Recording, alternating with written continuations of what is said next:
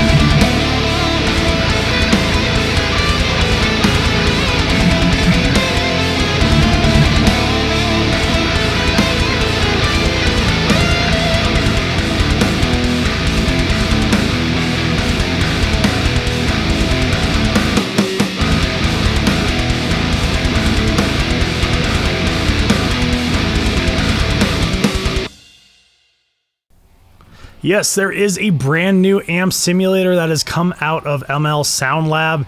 Last time I did it was the Fluff 2C about a month ago or so, and I really liked that one. But this one is the Amped Icon, and what is it after? It is after the EVH Iconic Series amplifier that just came out about a year ago or so. I own one of them, and I absolutely love that amplifier.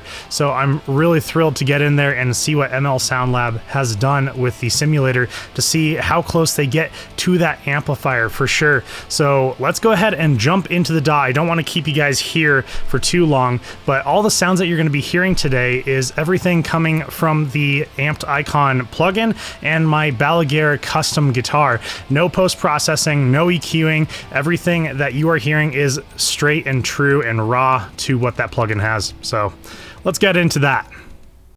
So when you pull up the Amped Icon simulator, this is what you are going to see. And if you've played any of the other ML Sound Lab simulators, it's going to look extremely familiar on the format of this. You're going to have your amplifier here, and it's kind of cool pulling this up. This is the exact same color as my Iconic that I have and love. So it's really cool to see something really familiar. Even just everything looks the same. Like the faceplate looks the same, everything, even the light over here, just really good detail for sure. And then on the bottom, like I said, if you are familiar with ML Sound Labs simulators, there's a tuner down here. You have your pedal board. It's always going to have a noise gate, compressor, drive, chorus, delay, and reverb. And then your cab section, you can grab your microphones, you can move them around, put them in, pull them out, whatever you want. And you can also choose your speaker. So there's a EVH, it looks like, probably has vintage 30s in it, and then the dynamic 57 microphone is the one that I was messing with over here, and actually it doesn't look like you can. Oh, you can pull them out. Okay, cool. I just wasn't sure there for a second. It wasn't moving on me. But yes, you can pull them out. You can put them in. You can put them closer to the cone of the speaker, whatever else. And then we have the dynamic 421 over here, Mega Gent speaker, which I assume is probably like an oversized Mesa Boogie with probably vintage 30s on it.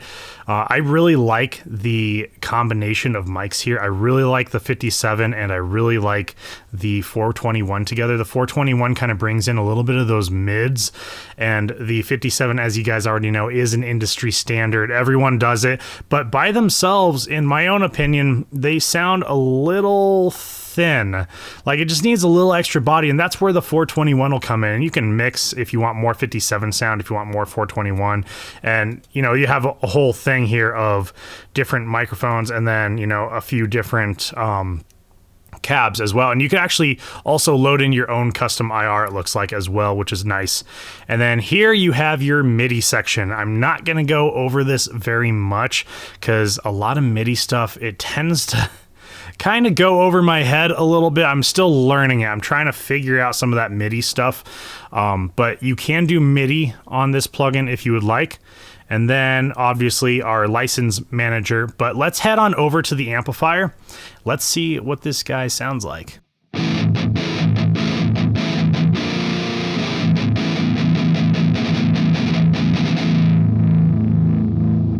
That's not bad at all, actually. Yeah, that sounds pretty nice right out of the box.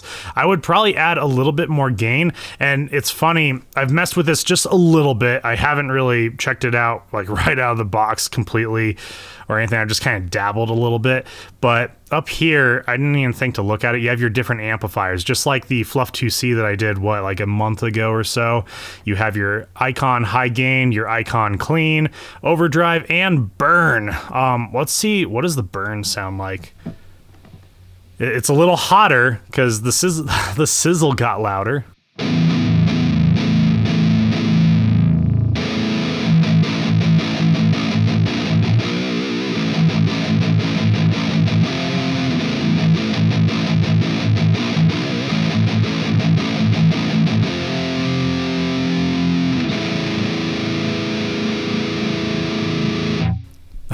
That's pretty good for me.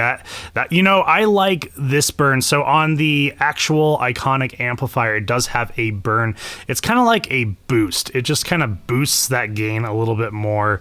But I like how this burn acts better than I like the burn on the actual Iconic, if I'm being completely honest. I'd rather just put a boost in front of it and do that. The burn does kind of a boost thing. It doesn't quite tighten it up. It just kind of gives you a little extra push of gain. But I will say I do like the Icon amped sim burn better than the actual amplifier itself. And someone actually explained it to me in a really good description. It's like the distortion on the Iconic, the actual amplifier, is kind of like a square transient. Kind of like, it's just a square sounding chunky distortion, and that completely makes sense. This one is not quite as chunky. It's still chunky, but you know, if I'm remembering correctly from playing my Iconic, this one is probably giving me a little bit more of a distortion that I'm looking for. Something a little bit more grindy, a little bit more, I don't want to say chainsaw-y, but it kind of has that quick distortion. It's not so square sounding. Let's bring it back to the high gain because I want to dial in a tone really quick.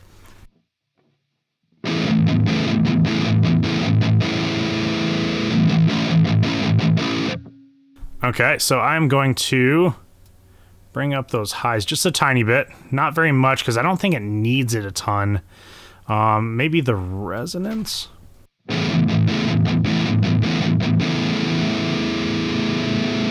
And then let's head over to the pedal board. I mean, it really doesn't need a ton. I'm gonna add that drive, but I'm gonna bring that drive knob down. I like to push the tone and level on my boost pedals because I think it just kind of gives it that little extra without adding too much gain into it.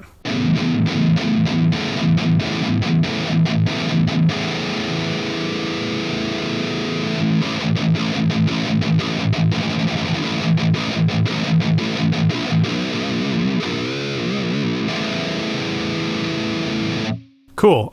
You know what? I think since I did that, it gives it a little bit more high detail, high-end frequency detail.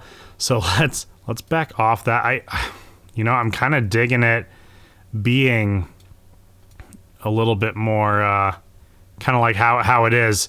I'm gonna boost that low just a little bit as well.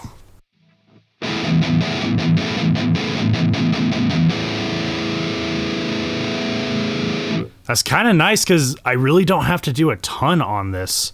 I really dig that for sure. Let's see, how's the tightness on that?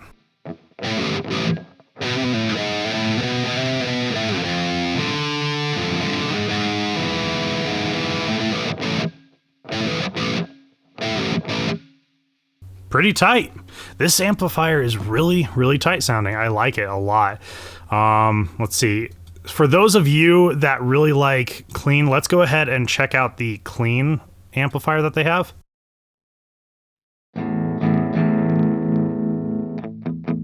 Oh yeah, I got to turn off the drive here, and actually we don't need a noise gate. Let's turn on the delay though, and the chorus. Let's see what that's like.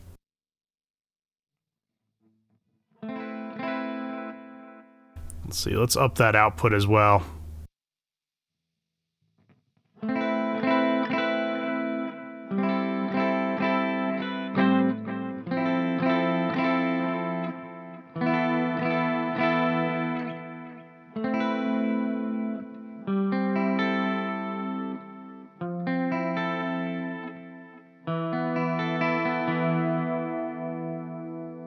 You know, that's not a bad clean sound for sure now.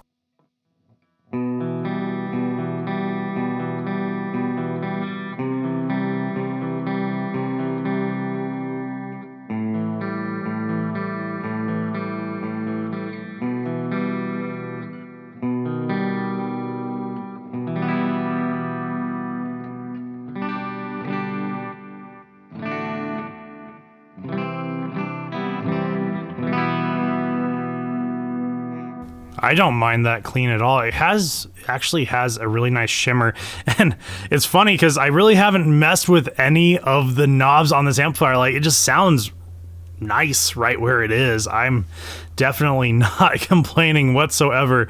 Let's turn down the output a little bit so I'm not blowing out any speakers or anything, and let's add a little bit of gain onto this.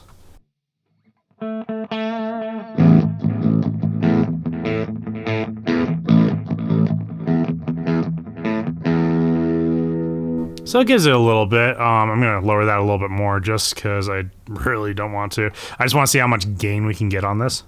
A little fuzz, a little growl in there, but you know, not a ton. But this is just a clean amplifier. So let's move it back up to the 12 o'clock position. Let's head back to. Let's go to the burn. I want to check out the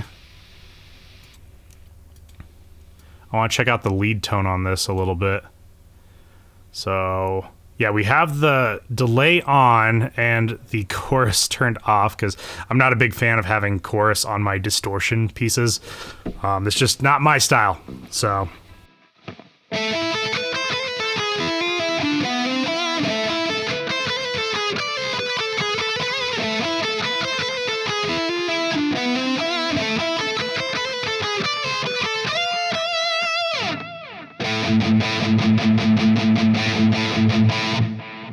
yeah, having that burn on is not bad whatsoever. I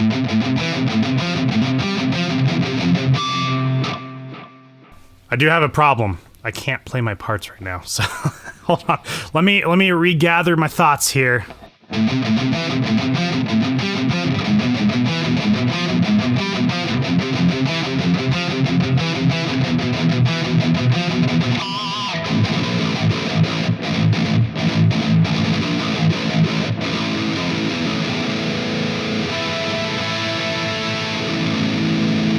That just sounds filthy. That sounds awesome. So the original Iconic 5150 from EVH that was released, what, like a year ago now? That has a disgusting amount of distortion onto it. It's not a very tight distortion, but there is a disgusting amount of distortion. And this has a disgusting amount of distortion that you can do for it. And as you noticed, my gain knob is only like just above 4 here. So that is not much at all. I do have a drive on and the burn is activated as well, but it sounds filthy. It sounds really, really good, actually. Let me, I want to check out one last thing here. I want to see what their reverb sounds like. Okay, it's like a small room. Let's up the time on it. Let's bring the tone down and the mix way down, because that already sounds like it's overrunning it.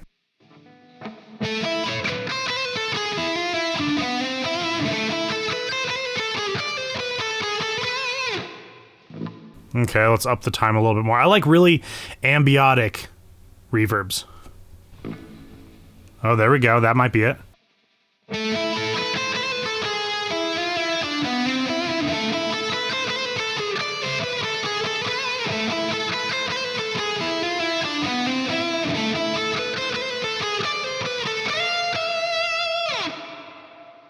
That's not too bad. That's not too bad. Though I will say, I would probably choose a different reverb plugin rather than this, something that I can mess a little bit more with it rather than just have the 3 knobs, but it's not a bad reverb whatsoever.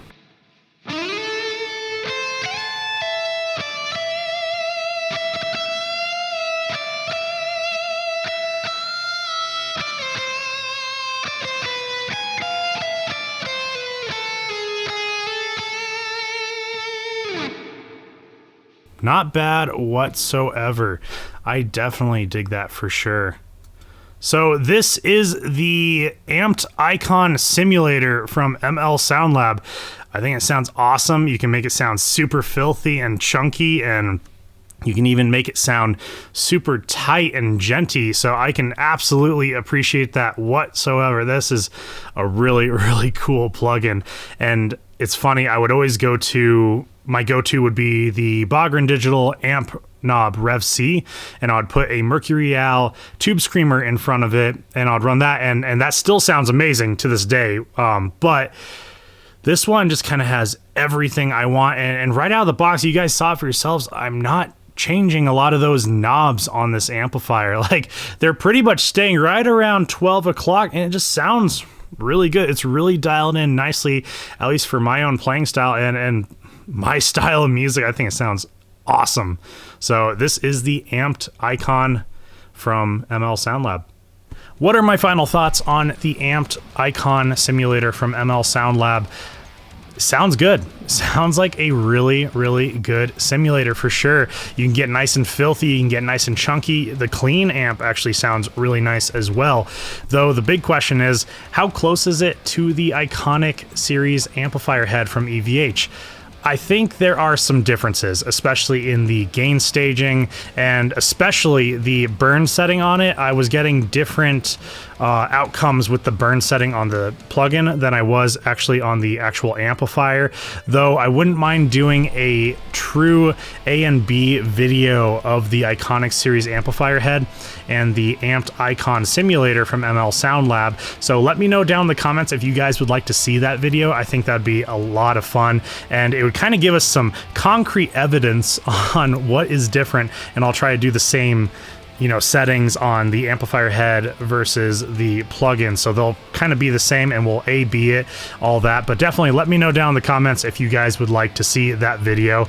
I think it's an awesome plugin. It sounds amazing. You guys saw it for yourself. I really didn't have to change very many knobs on the plugin to get a great sound out of it, or at least for my playing style. So I dig it. I did not really have anything that I didn't truly like about this plugin. I mean, the reverb wasn't my favorite, but I was able to get a good reverb out of it, and the burn just sounded awesome. It just overall good plugin for sure. Good job, ML Sound Lab. If you would like to get your hands on the ML Sound Lab Amped Icon plugin, I will have the link for that down in the description below. Don't forget to hit that subscribe button, hit the bell notifier, and smash that like button just so I know you guys are enjoying the videos, and I will continue to make awesome videos for you. My name is Chris with High Impact Audio. I will see you guys next time.